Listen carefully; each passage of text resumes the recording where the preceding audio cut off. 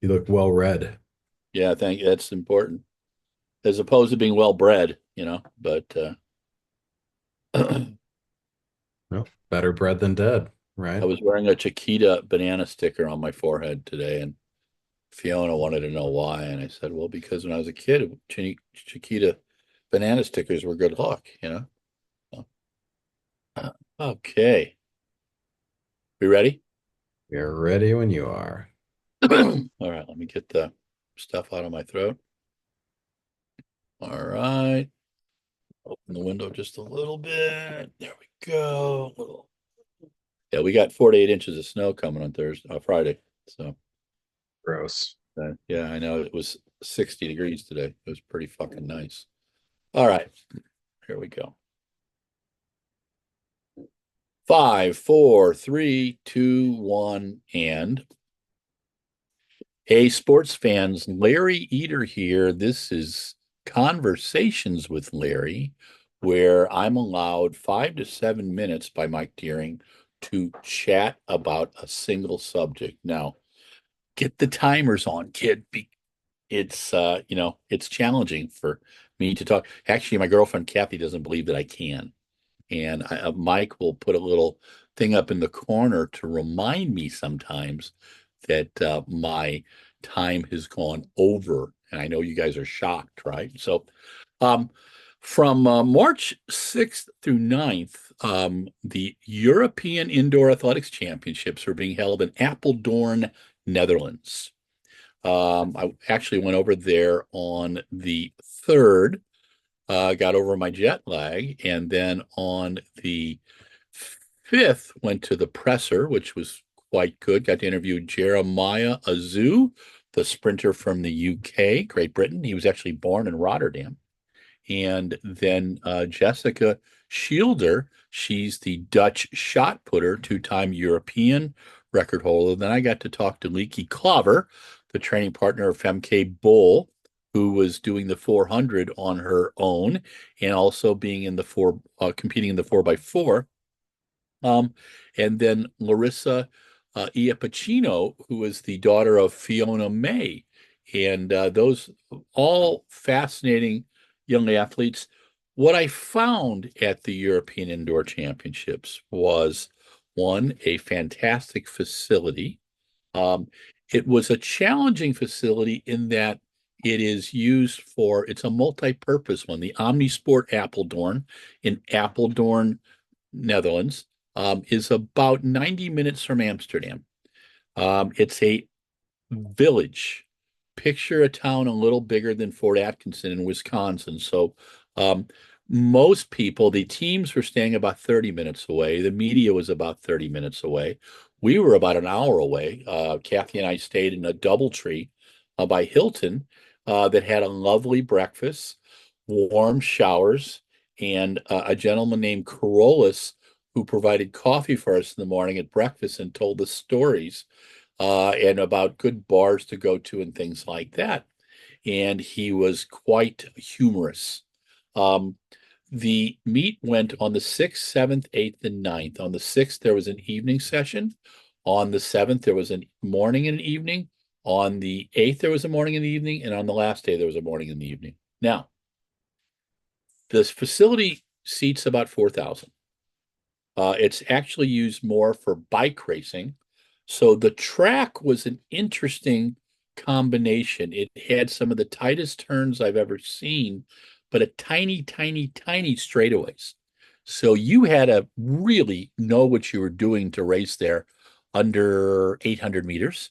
And at 1,500 and 3,000, it was roller derby. And there were some falls. There was actually in the women's 3,000, Maureen Koster, the Dutch European medalist. She was knocked out cold in the 3,000. She and who was it? Oh gosh, John, a young British woman tumbled with her, but the British woman stayed on her foot. Maureen was literally knocked out. She spent the night in the hospital, and she's okay now. But it was kind of scary. The greatest performance of the whole time was the Dutch team, 7 gold medals. And they had golds in them. They started out on Thursday night with the only, medal race of the night, which was the a mixed relay, 2 men and 2 women in the 4x4, and that's becoming highly popular. But in Holland, with Femke Bol, their superstar, um, Femke anchored, and this is her first race of the year. Her coach, Laurent Mouly, um, did not really want her to race a bunch of races at the Europeans. But Femke is really into the whole team ideal. So she started the event, and then she was the last race of the evening on the Sunday night as well. So we'll tell you a little bit more about that. Some of the stars. Jakob Ingebrigtsen raced the 1500 on Thursday and Friday, 3000 on Saturday and Sunday. He won the 1500 on Friday. It was his third consecutive win for the European Indoor, his 15th European Athletics Championships. Now, I'm going to hear some people saying, oh, it's so easy for Jakob Ingebrigtsen. Nothing is easy. Nothing was easy about that schedule. The thing about it is Jakob Ingebrigtsen is in supreme fitness. He just ran a mile in 3:45:14, a 1500 in 29:83 in the same race. First time since 1954 that someone did both of those, two in one. That was John Landy, right? So, but Jakob ran the 1500, took gold. Azzedine Habiz was the silver medalist, and Isaac Nadir was from Portugal, was the bronze medalist.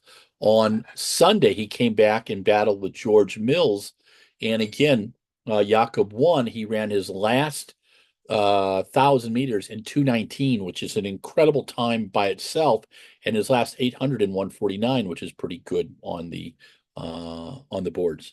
And I got to talk with him a little bit afterwards. He is going to be in Nanjing in a couple of days of the World Indoors, which we'll be covering remotely. What else impressed me? Let's see, the pole vaults. Angelika Mosher and let's see, what was her name now? Tina Sutij from Slovenia battled it out over in the pole vault, and Angelika from Switzerland won. On the guys' side, Menno Vroom and Emmanuel Carolus from Menno is from the Netherlands, and Emmanuel is from Greece. They tied in the men's pole vault on Sunday. That was pretty cool. Jessica Schilder, the Dutch shot putter, who doesn't have a lot of self-confidence. This is what she told me.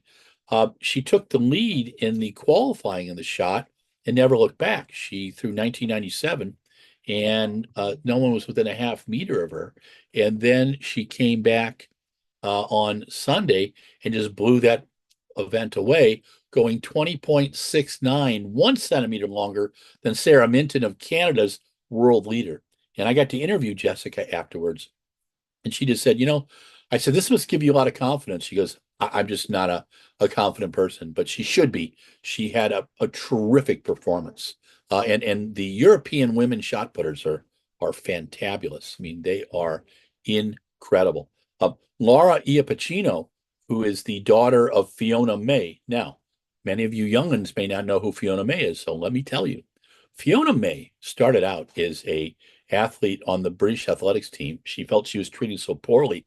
She left Great Britain and went to Italy, where she was warmly appreciated.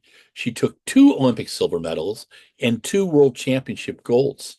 So she won her European title back in 1998 with a jump of 6.91 meters. Her daughter, Larissa, who has had the weight of the world. First of all, her mama is an Olympic medalist and a world champion in Italy, Sports Craze Italy.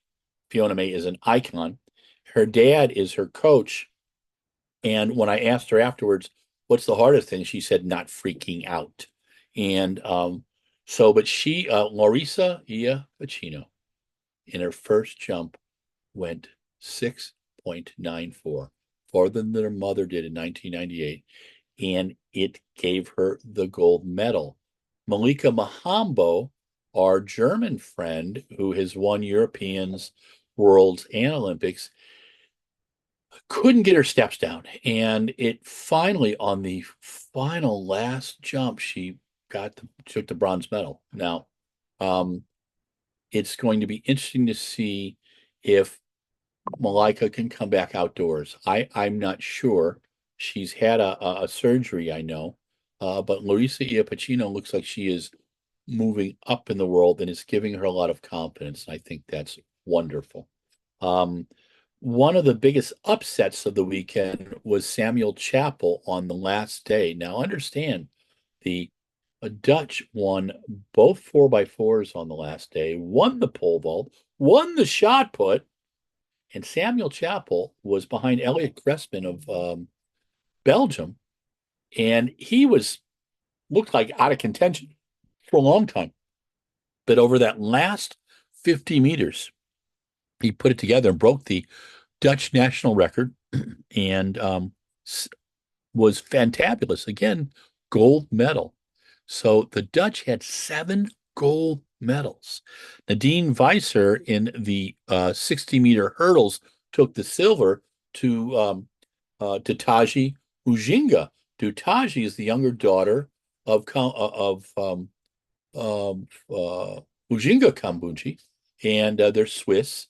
And Itachi not only won the 60-meter hurdles, her first big race, a big championship, she broke the European record and set the leader with a 7.67.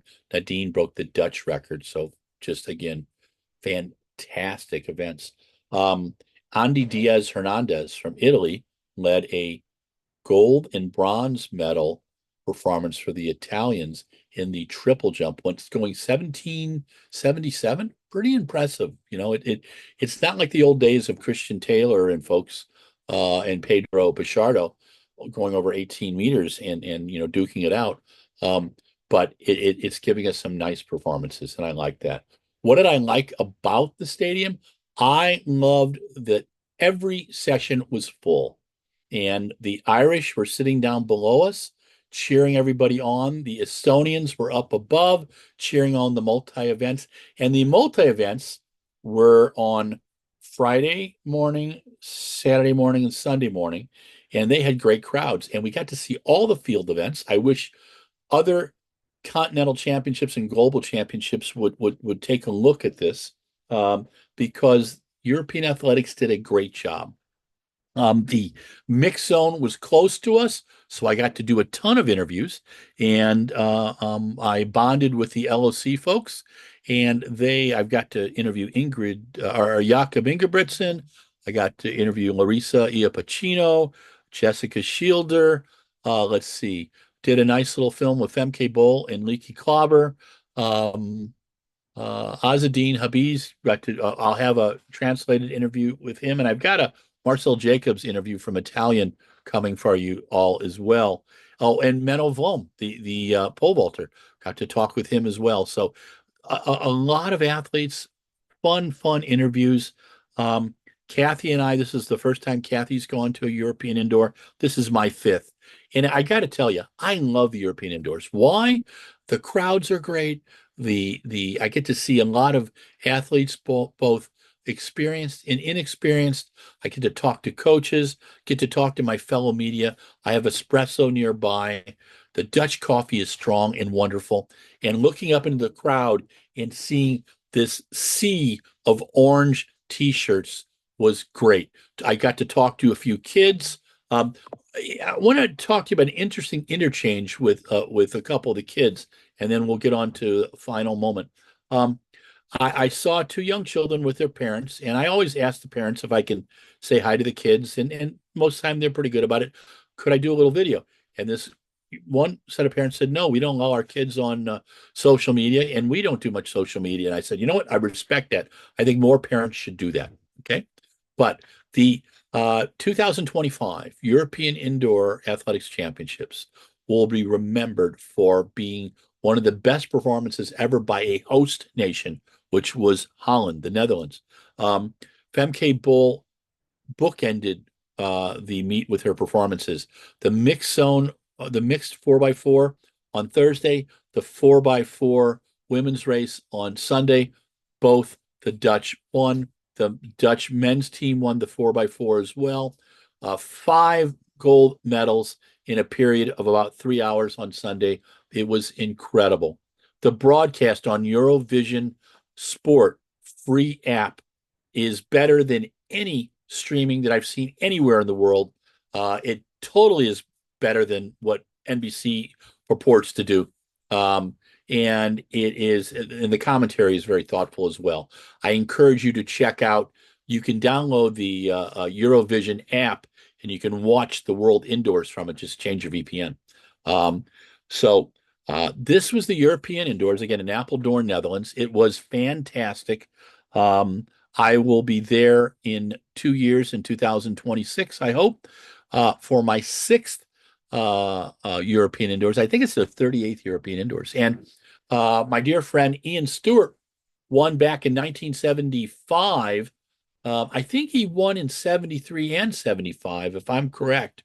3075, just days after he won the 3000, he went and won the world cross country. So kind of an interesting one. So there's some great athletes that competed in the European indoors.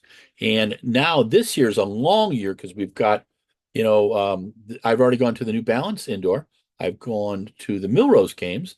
I've gone to the USATF European indoors. And, we've got the World Indoors coming up.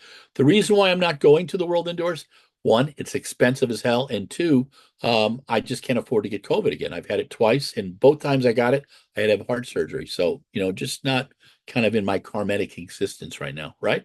But this is Conversations with Larry in praise of the European Athletics Indoor Championships, March 6th through 9th in Apeldoorn, the Netherlands. Nicely done. Thank you. Okay. Next one's going to be Jan Johnson. And Jan was a buddy of mine. I don't know. You guys might have met him at a U.S. championship. He died the 23rd of Feb, and I'll share this with you. He took his own life, and he had about 4 years ago walked into a barn and found his boy trying to take his own life, saved his life. It caused a friction between him and his wife and him split. I thought he started drinking, and I could tell it was at his home and in his training center, and it was obvious no one had used the training center for a year, and he had, for the last 25 years, he had kids there on Tuesdays, Thursdays, and Sundays. And there was 6 speakers. I recorded all the speakers. And then the final speaker was his ex-wife, and she got up and said, "Hey, he was an alcoholic and he took his own life." And I am not, going to put that up, and I'm just going to mention that he had demons. But I wanted to do something thoughtful on him, and so I'm going to try to keep it at 5. So I'm going to put the little timer on so I know. What did I do on that one? Oh, I stopped timing. Okay, all right. I figured as much. All right. I'm gonna guess 10-ish. Okay, all right. We're going to keep this at 5 because otherwise it's going to be tough. And then last one I'm going to do is about I'm going to try to do something. It's the event, the election is happening on Thursday, but I'm going to try to do this ahead of time. And because I think it's a 50-50 chance if Seb's going to win or not. But I want to do it, and we'll see if it works or not. Okay. Tell me when you're ready. Good to go when you are. Okay. 5, 4, 3, 2, 1. Hey, sports fans, Larry Eater here. This is Conversations with Larry. Today we're going to talk about Jan Johnson. Jan was a dear friend of mine. He's one of the reasons why American athletics and American track and field succeeded. And I want to tell you a little bit about him. Jan was 75 when he died on the 23rd of February, and I miss him. He was a great friend. I met Jan back in 1982 via telephone when I was at Runner's World. He was the team manager at Hind Clothing, which was a trend-setting clothing line. They were the first ones to do in North America to do sports tights. They did some great shorts. Gary Gettleman at Ryan Sports carried Hind, and I raced in the product for a long time. Uh, Jan was the 1972 Olympic bronze medalist in the pole vault, NCAA champion, he set a world record in the pole vault. In high school, he and his brother Tim at Bloom High School outside of Chicago were American record holders in the high school pole vault. Bloom was a very diverse high school and a very rough high school. 50% of the kids dropped out before graduation. Jan never really talked about that. He talked about his great experience while being at lovely Bloom High School. He was coached by the one, the only Steve Miller. Steve would come back into his life later when Jan was coaching at San Luis Obispo, Cal Poly San Luis Obispo. Um, Jan went on to Kansas after high school and left Kansas quickly. Bob Timmons, the coach there, demanded that Jan cut his hair. And anybody who knew Jan, you know, I'm not sure Jan used the F word. Jan just applied for Alabama and went down to Alabama where he graduated, matriculated.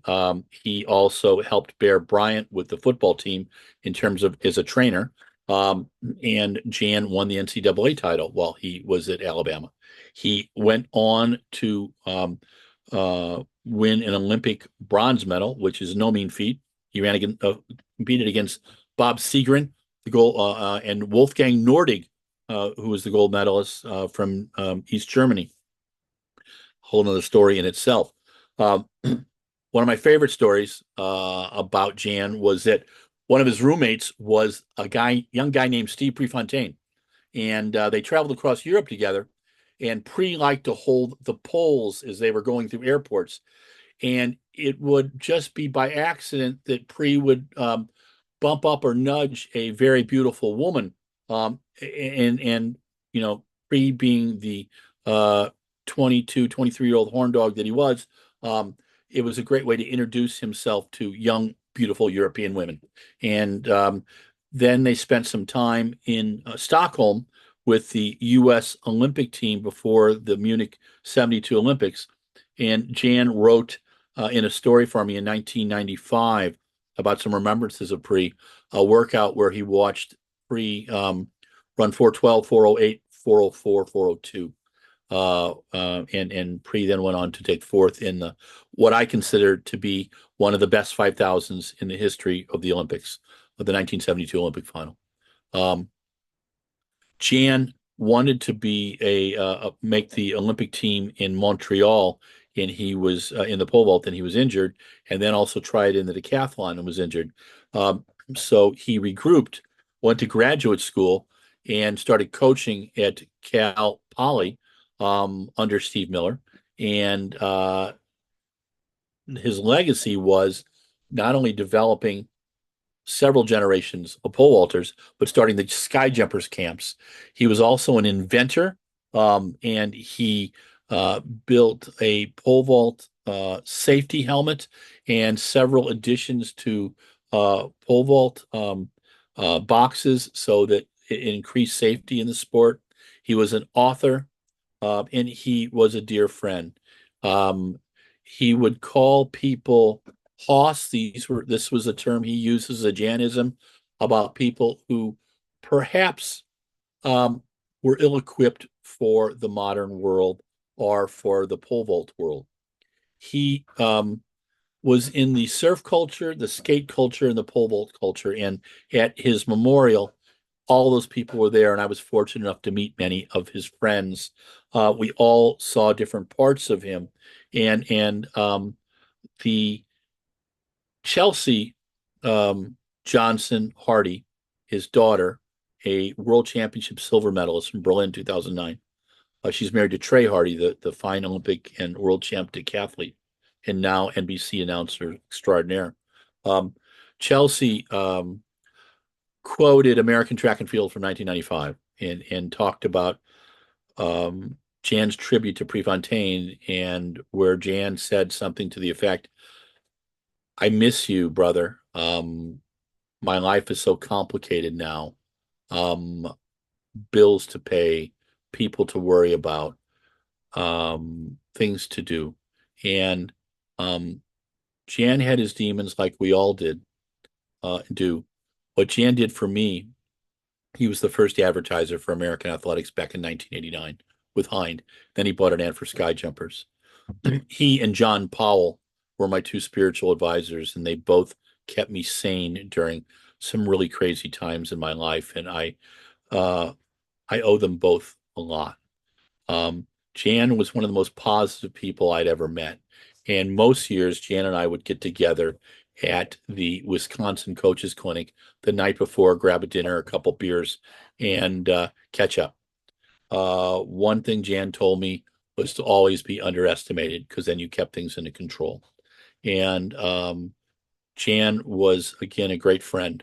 And I miss him terribly. I was able to give my best to his son Clay, his daughter Chelsea, and his ex-wife Janny, and friends. And I think of him often. I'll be writing a couple pieces on Run Blog Run about him. One is Six Separations of with Jan Johnson, and another one is a piece that I'm trying to put together after hearing Johnny Cash's song "Hurt." But I'll tell you more about that. But again, Jan Johnson, I miss you, man. Thank you for being a great friend. And the way that I look at life, this mortal coil, is that when we leave our mortal engines, we're just in another frequency. And so I'll be dreaming about Jan and hearing his stories and hearing his voice. But I miss seeing my buddy at the U.S. champs. I'll probably walk around the pole vault and look for him. So, and I hope you do too. But Jan Johnson, thinking about you, buddy. This is Larry Eater with Conversations with Larry, and this was in memory of Jan Johnson.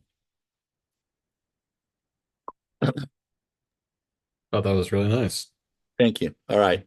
I'm going to do the one. I'm trying to think if I should do the one more.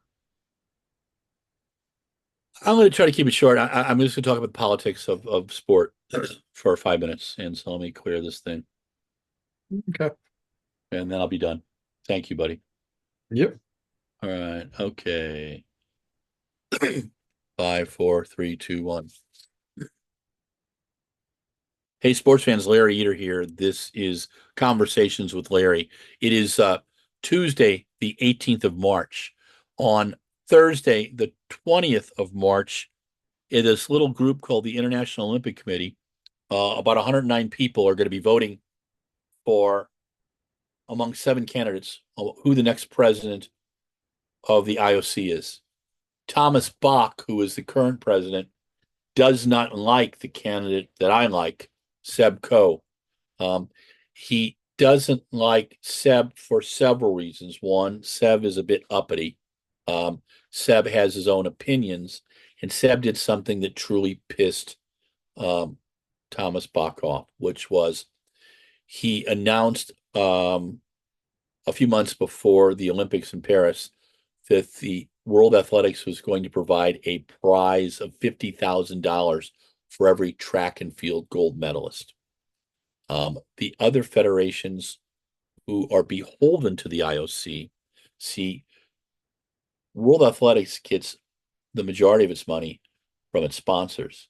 They get a nice bit of money from the IOC because they are, the second biggest draw during the Olympics. Gesundheit, dear. And but the other federations don't have the money to pay $50,000 for a medal, and many of them wouldn't do that. And that annoyed a lot of the people who are supposed to vote for Seb. I believe that the election will come down to Seb Coe, Juan Antonio Samaranch, and a swimming gold medalist from Zimbabwe, and who is the candidate of choice for Thomas Bach. Bach has played a lot of games with this election.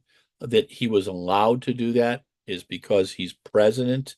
Um, I think that right now it's about 60, 55-45 in Samaranch's favor, but I want to see Seb win, and I'm supporting Seb. Why? I'm supporting Seb because one, he gets it. He was an athlete. He has been involved in the sports side. In 2012, when he put on the London Olympics, I was told um, he pretty much needed a stomach distress bag almost every night because he was terribly worried about something happening.